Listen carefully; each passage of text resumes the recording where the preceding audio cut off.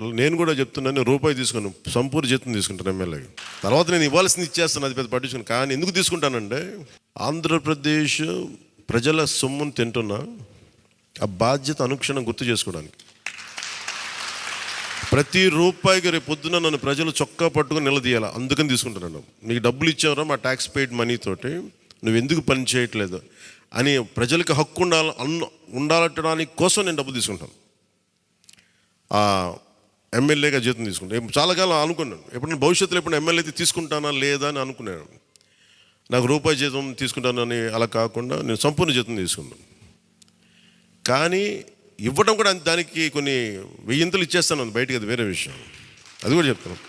కాకపోతే ఎందుకు జీతం అంటే మనం ఎందుకు తీసుకుంటాం అని నేను ఎందుకు చేస్తున్నాను అంటే, ఈ డబ్బు ప్రజల కష్టం నుంచి, రక్తం, చెమట, స్వేదం నుంచి వచ్చింది. అది ఆ డబ్బు ముట్టుకున్నప్పుడు నాకు బాధ్యత గుర్తు రావాలి, అందుకని నేను అది కూడా నిర్ణయం తీసుకున్నాను.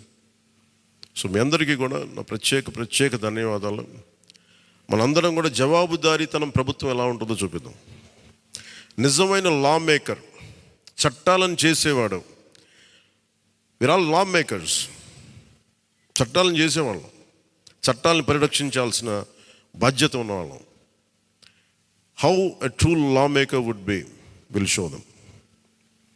బలమైన వ్యవస్థను నడిపే వాళ్ళు ఎలా ఉంటారు, భవిష్యత్తులో పొలిటికల్ లీడర్ అవ్వాలంటే చాలా ఇన్స్పిరేషన్ ఇవ్వాలి. మీ అందరినీ ఆ ఇన్స్పిరేషన్ కోరుకున్నాను, ప్రతి ఒక్కరి దగ్గర నుంచి.